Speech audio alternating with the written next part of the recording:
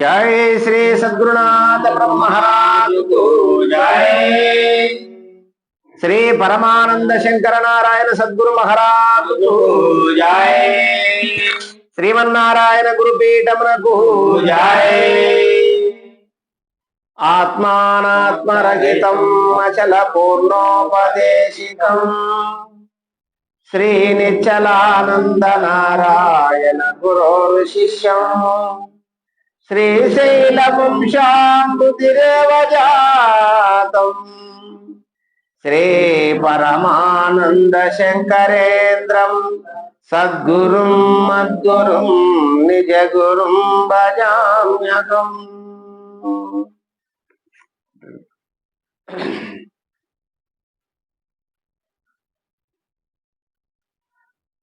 తనువే మేఘమునికని మనుషే మెరుపనబడును మరి వినబోయి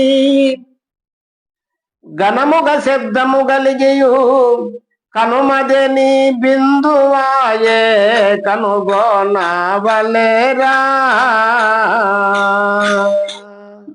చలనము గల్గి స్ఖలనమాయెనురా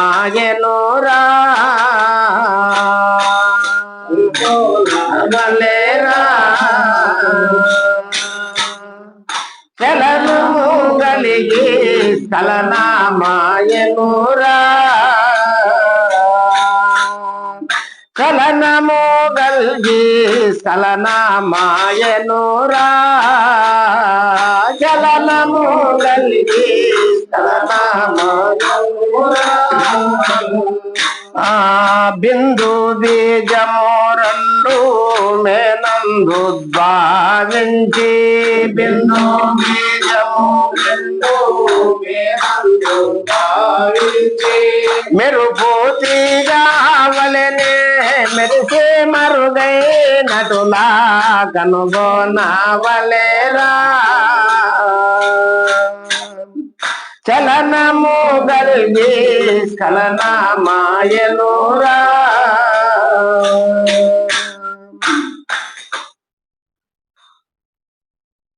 మనసే మేఘమునికని తనువే మేఘమునికని మనసే మెరుపనబడును అంటే ఇక ప్రపంచోత్పత్తి లెక్క లోపల ఆకాశము మేఘము లేకనే కనిపెట్టి అంటే ఆకాశంబున పైకి అందర్థం లోపల ఆకాశం నిర్మలమైనటువంటిదే దాని యందు లేకనే మేఘాలు అనేకంగా వచ్చినాయి.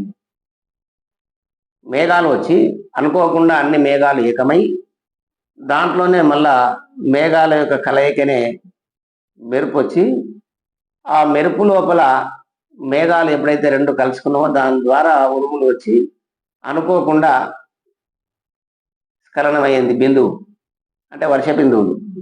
ఆ వర్ష బిందువులన్నీ కూడా భూమి పైన పడి ఆకాశమే పురుషుడు భూమియే ప్రకృతి స్త్రీ అన్నమాట. ఇవి మేఘాలు ఈ మెరుపులు ఉరుములు అనుకోకుండా వచ్చినాయి.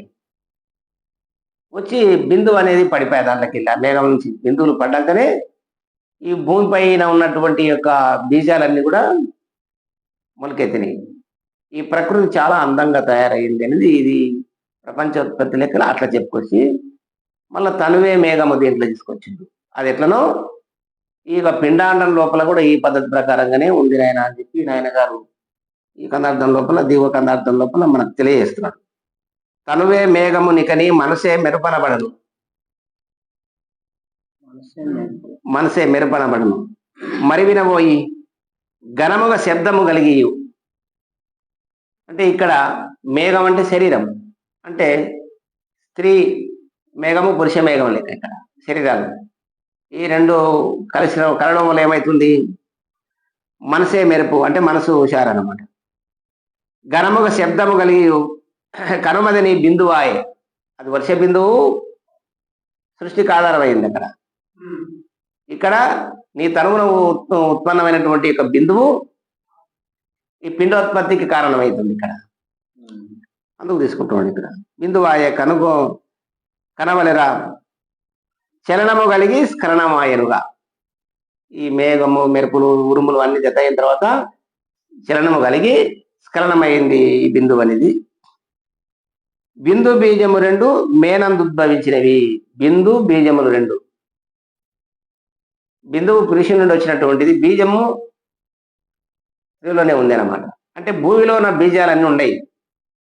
ఇక్కడ భూమిలో అనేకమైన బీజాలు ఉన్నాయి. మనం వేస్తాం విత్తనాలు, జొన్నలు వేస్తాము, రాగులు వేస్తాము, తైదలు వేస్తాము, ఇంకా అనేకమైనటువంటి పప్పు ధాన్యాలు ఇవన్నీ మనం వేస్తాము. తర్వాత ఇంకా వృక్షాలకు సంబంధించినటువంటి బీజములు, గడ్డివి, ఇంకా అనేకమైన బీజాలు భూమిలో ఉంటాయి. ఆ భూమి స్త్రీ అన్నాడు కాబట్టి, ఈ పురుషుడే ఆకాశం కనుక ఆ మేఘాలన్నీ అనుకోకుండా వచ్చి అక్కడ బిందువు పడితే ఈ బిందు బీజములు ఏకమై అన్ని మొలకెత్తినట్టుగా ఇక్కడ కూడా ఈ మేనందే బిందు బీజములు ఉత్పన్నమైనటువంటివి అని. బిందు బీజములు రెండు మేనందు ఉద్భవించి మెరుపు తీగ వలనే. బిందు అంటే నీరు,